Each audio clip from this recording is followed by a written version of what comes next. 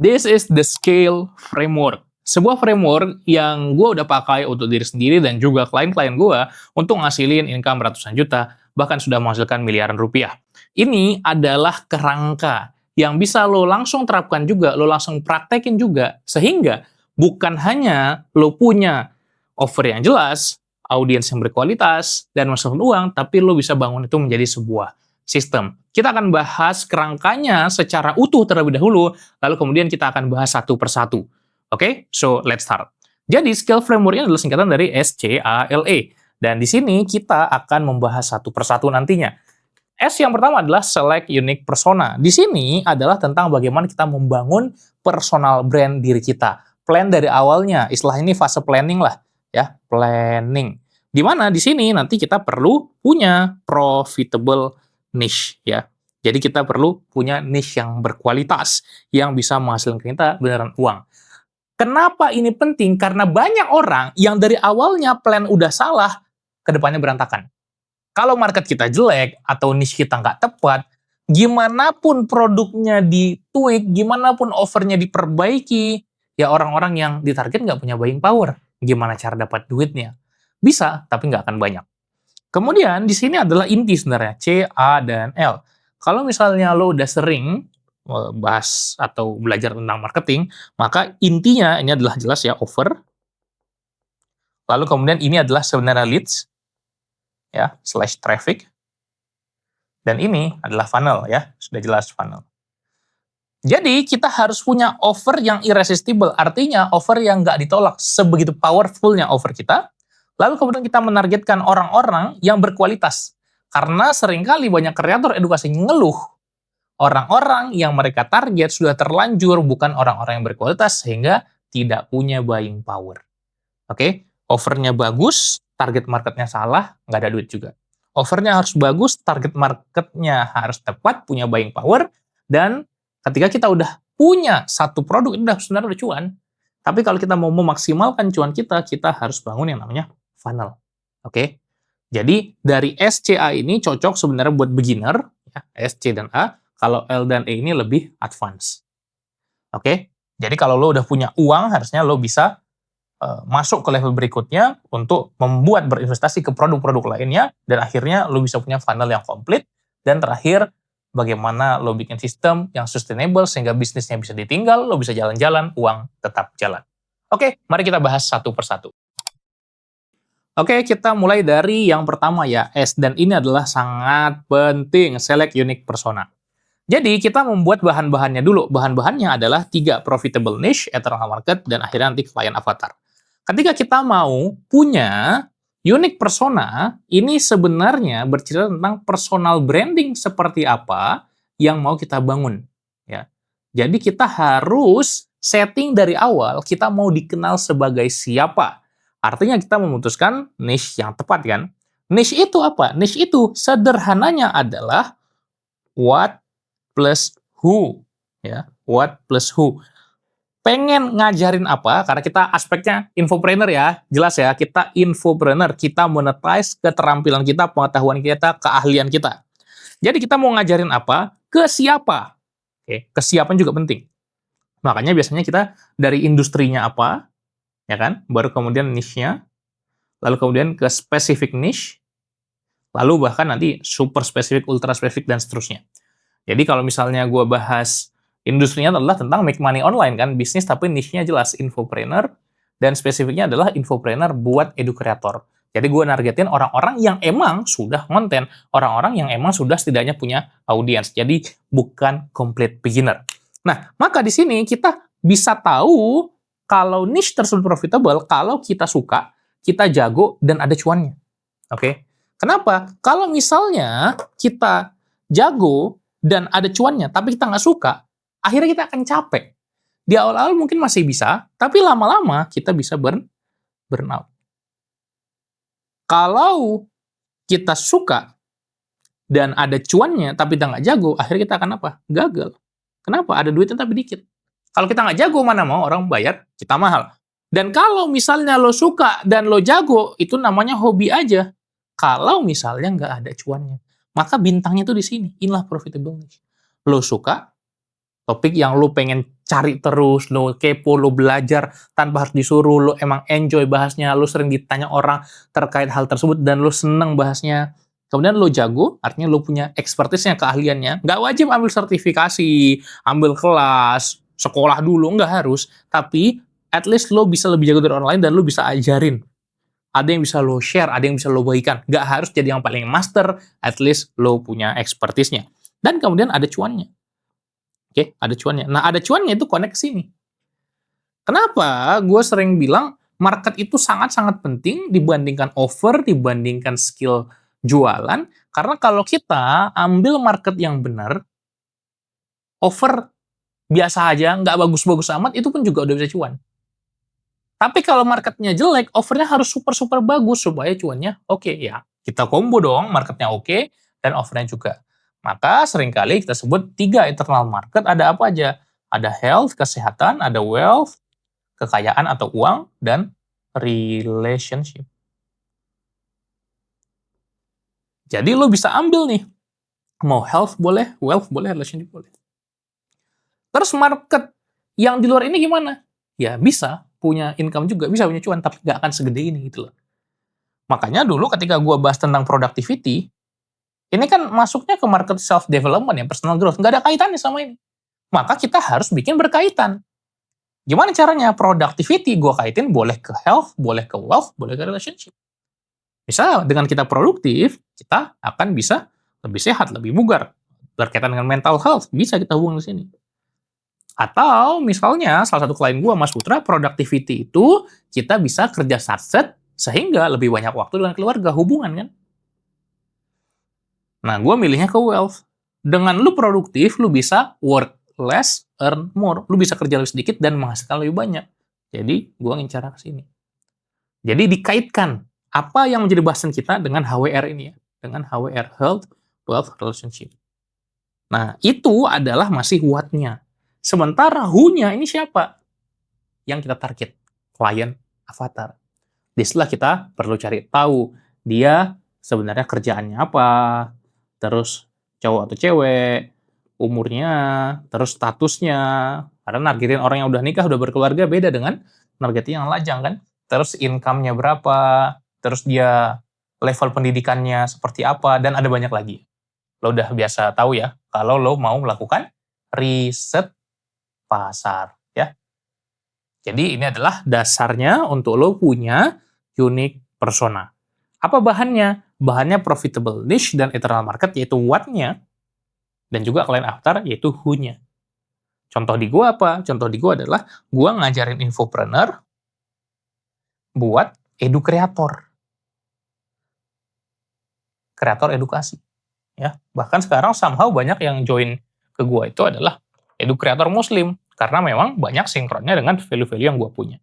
Jadi ini spesifik dong, maka dengan dia semakin spesifik, kita akan bisa lebih tepat membuat konten-kontennya dan membuat offernya nanti.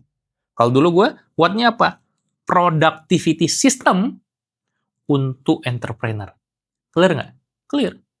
Jadi siapa yang kita targetin dan kita mau ngajarin apa. Itu adalah bagian pertama yang S. Sekarang kita masuk ke yang kedua, C ya, craft irresistible offer, atau sering juga gue sebut sebagai signature offer. Offer andalan kita. Ya, nanti kita akan bahas apa bedanya offer dengan sekedar produk. Yang pertama, yang harus clear dulu adalah dream outcome. Nah, ini penting sekali karena banyak sekali kreator edukasi dari awal udah mikir dari belakang. Bikin apa ya enaknya ya? Bikin e-course, apa bikin e-book, apa bikin buku fisik, apa bikin webinar, apa bikin mentoring program. Itu nanti terakhir nih. Yang pertama, promise kita apa? Dream outcome kita apa? Dari situ dulu. Oke, jadi gue akan kasih 2 contoh. Ya. Contoh yang pertama adalah ketika gue jadi productivity coach. Dan yang sekarang infopreneur coach. Oke, dream outcome-nya apa? Dream outcome-nya ketika gue productivity coach, gue bantu untuk bisa work less, earn more. Ya. Gimana cara biar spesifik? Lu cuma perlu kerja kurang dari 4 jam sehari. Oke, spesifik kan? Artinya orang yang kerja dari pagi sampai malam, jadi bisa kerja kurang dari 4 jam sehari. Nah, ini adalah dream outcome yang solid. Nah, Untuk bisa mencapai ini nanti mekanismenya apa? Oke, kita akan yang ini dulu, yang ini belakangan ya. Kemudian yang kedua adalah unique mechanism. Apa itu? Framework, ya. Framework atau metode. Metode. Caranya, ya. Caranya seperti apa? Caranya kalau gua ada namanya complete productivity framework. Nah, framework-nya ini ada 9 step ya, 9 step. Terserah mau bikin berapa langkah atau berapa tahapan, berapa pilar, tapi ini adalah unique mechanism yang tidak ada di orang lain. Jadi kalau mau dapat ini ya harus ke Umar. Ini harus dibuat juga. Oke? Jangan mikirin produk dulu, unique mechanism dulu. Jadi ada cara yang khas dari elunya. Apa yang lu bikin yang hanya ada di elu doang. Lalu kemudian lanjut ke signature offer. Signature offer itu gimana? Apa yang kita tawarkan? Ya. Yang kita tawarkan jelas. Di sini adalah productivity, private coaching. Ya, private coaching. Oke. Nah, atau kita ambil contoh coaching yang di sini ya, yang di kanan nanti ya. Jadi gue akan ambil yang course saja. Di course, Complete Productivity Breakthrough. Nah, ini nama course-nya.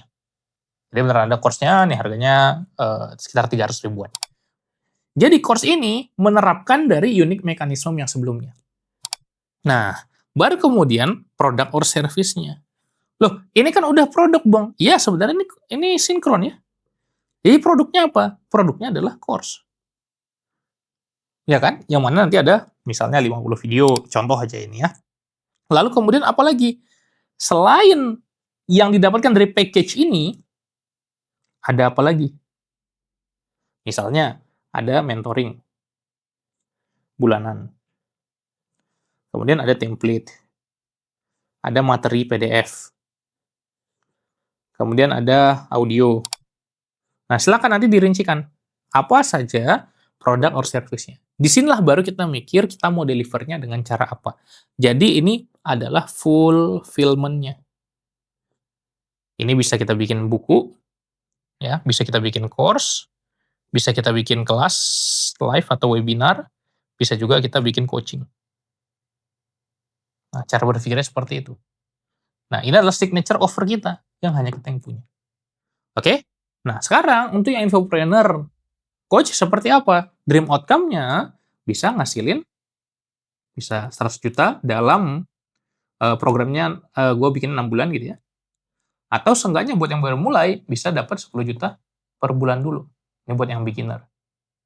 Nah, tapi gue fokusin ini. Dalam 6 bulan, lu bisa menghasilkan 100 juta ke depannya. Di sini, unique mekanismenya apa? Udah kita bahas. Yaitu apa? Ya, the scale framework. Yang lagi dijelasin. Scale framework. Ini, unique mekanismenya. Signature offer-nya apa? Ada infopreneur, coaching, program. Yang sekarang running juga. Ya, jadi gue bantu klien-klien gue untuk mencapai ini dengan framework ini. Nah, kemudian produk or service-nya apa? Dapat coaching, session, ya kan? Terus kemudian dapat akses WhatsApp one-on-one. Lalu kemudian nanti dapat apalagi, ya. Jadi ini silakan bisa difikirkan, ada banyak sebenarnya, tapi ini biar ringkas, lu dapat gambarannya gimana caranya dari dream outcome dulu, baru ke unique mechanism, baru ke signature offer, baru ke produk atau jasa yang mau lo bikin.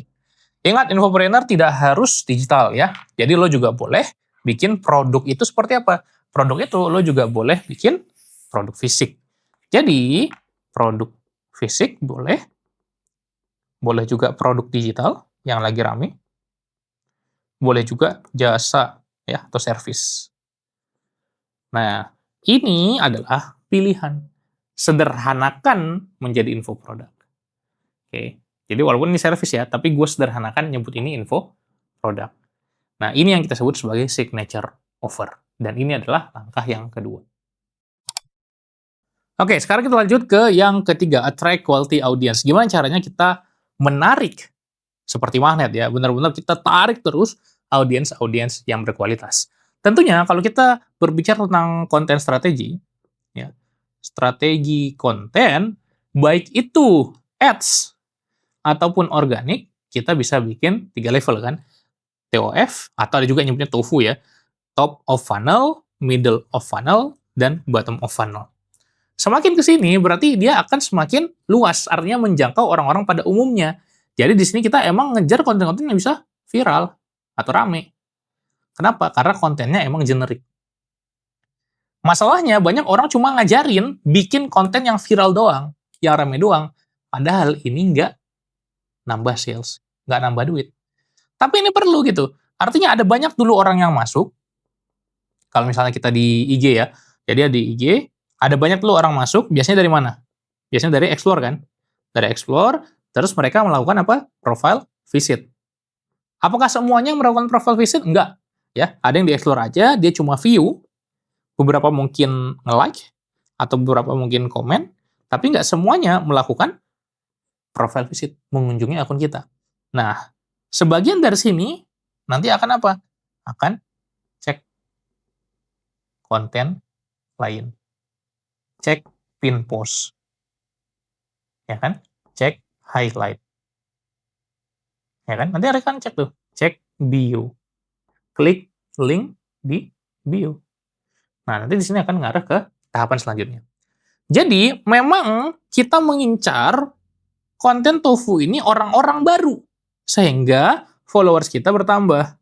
Dengan harapan ada beberapa yang profile visit. Ya, kalau ini banyak, tentu ini akan lebih banyak. Walaupun nggak akan sebanyak ini. Nah, nanti di sini tujuannya adalah merawat. Kalau kita analogikan dengan lead ya, kita merawat dengan konten-konten yang berkualitas. Artinya ini udah lebih spesifik. Ini mungkin kadang-kadang bisa kena ke di luar dari target avatar kita. Tapi ini harus spesifik. Ini lebih spesifik lagi. Ya. Ini lebih spesifik lagi, yang benar-benar daging boleh, yang inspire boleh, apapun boleh ya sebenarnya. Tapi ini jelas ke avatar kita, dan ini biasanya nanti akan mendorong ke sales atau penjualan. Nah, di organik juga gitu cara mainnya. Di ads, tadi organik ya, di ads juga gitu cara mainnya. Atau kalau misalnya kita melakukan email marketing. Nah, ini penting juga ya. Email marketing akan ada awalnya konten top of funnel yang memang menjadi lead magnet. Artinya apa? Bikin banyak orang download lead magnet kita, tapi kita dapat email dan WA. Terus dari sini nanti kita akan melakukan lead nurture kan, dengan kita punya autoresponder email ya yang terkirim otomatis. Lalu kemudian ini kita masukin ke newsletter ya. Kita masukin ke newsletter, terus kita olah terus nanti akhirnya lama-lama juga beli. Oke, jadi ini menyeluruh sebenarnya, dan ini sangat-sangat penting ya untuk kita tidak hanya membuat konten di sosial media saja. Kenapa? Karena audiens itu terbagi atas 3 ya. Audiens terbagi atas yang kita miliki, ini di sini sebenarnya yang ketiga ya, yang kita miliki, yang kita sewa, dan yang kita bayar. Ini jelas nih, kita bisa kontrol, tinggal bayar lebih banyak. Apa itu? Iklan. Kalau ini apa? Kita nyewa tempatnya. Karena tiba-tiba bisa aja IG, YouTube, TikTok, dan sosial media lainnya tiba-tiba down. Tiba-tiba akun kita kena hack, tiba-tiba kena ban, tiba-tiba akun kita nggak bisa digunakan, ya udah habis semua tahun kita. Makanya kita harus convert juga ke yang emang kita punya. Apa ini? Database. Yang paling basic adalah email plus WA. Sehingga kita bisa akses mereka terus. Kalau ini kalau mau kita akses terus adalah kita harus bayar. Kalau ini kita harus baik-baikin mereka lah, ikutin aturan mereka. Ya kalau misalnya aman-aman aja sih oke, tapi tidak bisa langsung kita akses. Kenapa? Kalau kita posting konten, apakah semua audiens kita akan mendapatkan itu? Contoh, followers gue 200.000, apakah 200.000 orang akan langsung dapat konten gue? Belum tentu. Ya, biasanya ke 10% orang dulu kan. Tapi kalau di sini, kita bisa langsung kirim email, WA, langsung ke orangnya. Dan bahkan bisa kita personalisasi. Oke, ini adalah yang ketiga, attract quality audience. Dan oke, kita masuk ke dua terakhir, L dan E, yang memang ini sangat cocok kalau udah punya produk, udah punya offer, dan kalau bisa sudah jalan ya, offernya sudah menghasilkan. Di sini kita akan bahas tentang funnel, namun tentu kita nggak bahas semua jenis funnel karena itu banyak sekali. Di sini gue akan bahas intinya. Ini kita sebut sebagai value ladder, tangga nilai. Jadi semakin tinggi produknya, semakin tinggi di tangga ini ya, maka semakin tinggi pula value-nya dan akan semakin mahal. Ada 4 yang memang ini menjadi value ladder dasar ya. Lead magnet, tripwire, core offer, dan profit maximizer. Sebenarnya satu lagi ada ya, recurring, yaitu kita bikin yang dia bayar bulanan terus-menerus, tapi ini masih agak jarang di Indonesia, ada beberapa yang bikin, tapi untuk awal lo nggak usah mikirin ini dulu. Nah, lead magnet itu biasanya kita kasih gratis, tapi mereka dapetin lead magnet itu, mereka nanti kasih kita apa? Database, ya. Jadi database mereka, data mereka, yaitu email atau WA. Nah, lead magnet ini bisa macam-macam ya, bisa PDF, bisa free guide gitu ya, bisa report, bisa newsletter, bisa community, tergantung ya cara main itu gimana, atau webinar gratis, terserah. Ya, setiap orang bisa mainnya beda-beda. Lalu kemudian ada tripwire, ini low ticket, langsung aja ya, ini mid ticket, medium ticket, ini yang kita sebut sebagai high ticket. Oke, tripwire-nya apa? Tripwire adalah produk yang murah, yang ya udah orang beli aja dulu supaya masuk ke ekosistem kita. Jadi istilahnya kita punya pancingan nih, ya kan? Kita pancing dulu supaya orang ini pancing lah ya, ini kolam gitu, ini kolam. Ikannya kita pancing dulu, baru kita masukin ke kita punya kolam sendiri gitu loh. Sehingga nanti dia akan bisa akses berbagai produk kita yang lain.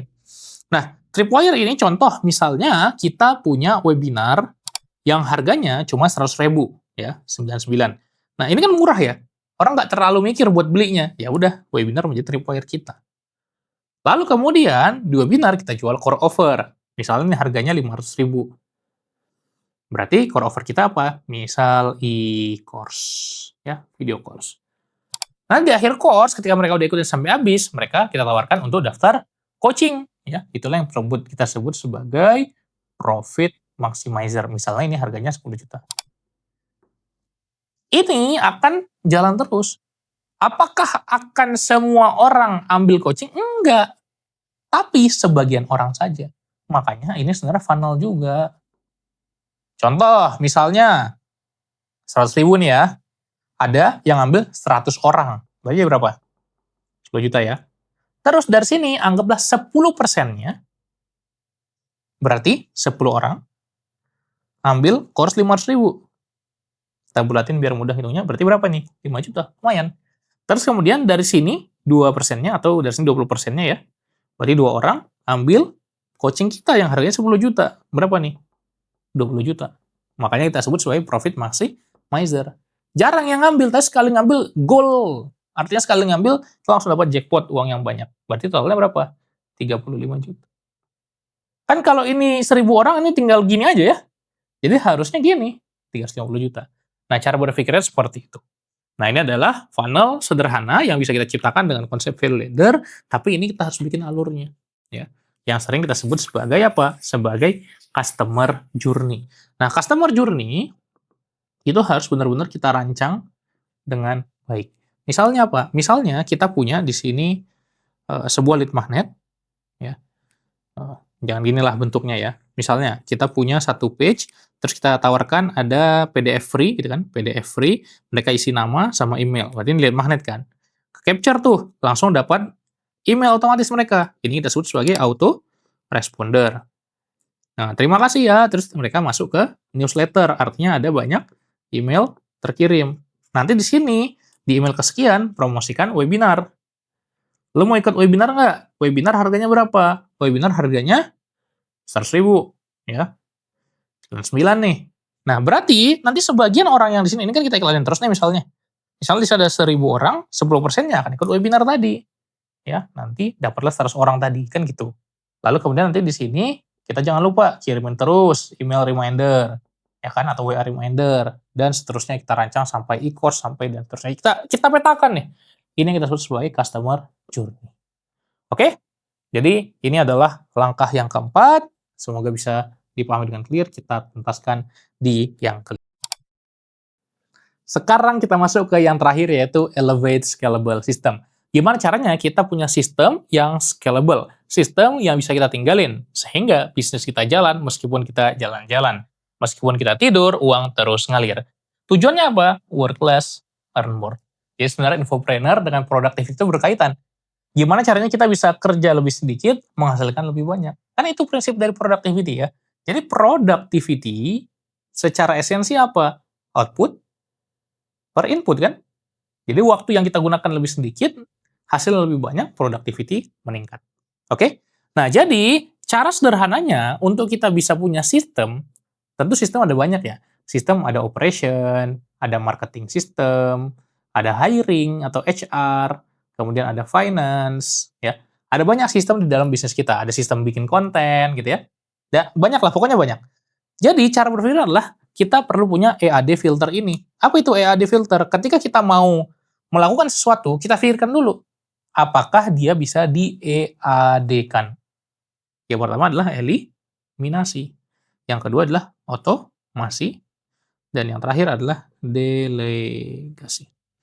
Jadi kalau misalnya kita punya tugas baru, ya, ini kita punya to-do list baru yang harus dilakukan, kita coba pikirkan dulu, ini penting-penting amat nggak sih? Ini apakah tugas pekerjaan yang IGT atau enggak? Apa itu IGT? Income Generating Task. Ngaruh nggak sih ke peningkatan bisnis kita? Ke peningkatan income kita? Kalau nggak ngaruh, kalau nggak penting-penting amat, ya hapus. Misalnya meeting yang nggak perlu, diajak orang ketemu yang sebenarnya nggak begitu bervalue buat dia dan buat kita, ya aktivitas-aktivitas yang juga ngabisin waktu, seperti kebanyakan game, kebanyakan scrolling, ya hapus semua. Ya. Jadi tugas-tugas yang nggak perlu itu kita hapus. Kalau misalnya udah lewat ini, langsung masuk ke yang kedua. Apakah bisa diotomatiskan? Dengan teknologi, dengan AI, dengan robotics. Ya. Jadi ketika kita udah punya berbagai macam AI di era sekarang, wah, enak banget. Asli, dibandingkan 7 tahun yang lalu, sekarang ketika kita melakukan bisnis digital, ketika kita mau jadi infopreneur sekarang, AI udah canggih-canggih coy. Ya. Dan itu mungkin topik lain kali, tapi dengan berbagai macam hal, nulis, bikin konten, segala macam bisa kita automate. Artinya kerjaan kita dari 100 mungkin tersisa tinggal 10 gitu, 90-nya udah bisa kita berikan ke AI dan dia mengerjakannya lebih cepat, lebih akurat juga terkadang. Nah, kalau misal sudah, lanjut ke yang berikutnya, itu delegasikan. Kasih ke tim kita supaya waktu kita terbebas dan bisa mikirin yang lebih strategis, yang lebih penting. Jadi kita delegasikan ke tim kita. Tentu prasyaratnya kita harus udah punya tim. Tapi apakah kita harus langsung hire tim yang full time? Nggak juga ya. Kita bisa hire part time dulu, ya, atau intern, atau kita bisa outsource ke freelancer, ya. Ada banyak cara-caranya ya, ada banyak metode-metode untuk kita delegasi. Tapi standarnya ya kita delegasikan ke tim kita. Lalu kalau misalnya sudah, kita kerjakan. Do it now. Jadi kita lewatin dulu nih. Sehingga sebagian besar kerjaan kita itu nggak harus kita yang benar-benar ngerjakan. Bisa kita hilangkan kalau emang nggak penting, bisa kita otomasikan, artinya yang ngerjain adalah teknologi, atau kita delegasikan yang ngerjain adalah orang lain. Kalau misalnya emang dia tidak urgent, ya, misalnya not urgent, kita bisa lempar lagi ke stack tugas kita di awal untuk kita lewatin proses yang sama. Nah, ini yang namanya adalah EAD filter atau sering kita sebut juga dengan focus funnel. Ini sebenarnya ilmu productivity. Nah, ketika kita udah punya sistem, maka hasilnya apa? Semakin ada banyak tugas kita dan semakin kita sistemkan, ini misalnya sistem 1 ya. Sistem 1, terus nanti tugas-tugas yang lainnya ini adalah sistem 2, nanti ada sistem 3. Ini semua terdokumentasi, jelas ada SOP-nya, ada prosedurnya. Kita punya HQ, kalau gua pakai di Notion ya. Di Notion, kita punya headquarter, di mana di sana semua tugas-tugas jelas, tim gua ngapainnya jelas, karena gua punya skill dalam tim manajemen juga ya. Jadi semuanya tertata rapi dengan di sana, gua tinggal nyantai-nyantai aja gitu ya. Lebih mikir yang strategi, kalau ngelihat tim gua udah sampai mana kerjanya, tinggal lihat di Notion, oh ya udah sini aman, next. Cek lain kali lagi gitu. Jadi hanya kalau ada hal-hal urgent aja baru kita bahas. Sisanya, gua nggak begitu banyak berinteraksi dengan tim gua secara langsung. Kenapa? Karena semuanya udah bisa jalan otomatis. Tinggal weekly meeting, kalau ada apa-apa diskusi di grup, that's it. Jadi ini adalah tahapan terakhir, membangun sistem. So, selesai. Itu dia skill framework yang bisa lo terapin. Kalau lo mau gue bantu install, gue bantu lo nerapin juga skill system, silakan boleh cek deskripsi gimana caranya gue bisa bantu lo. Itu aja buat video ini. Semoga bermanfaat. Thank you yang sudah nonton sampai habis, and see you on the next video.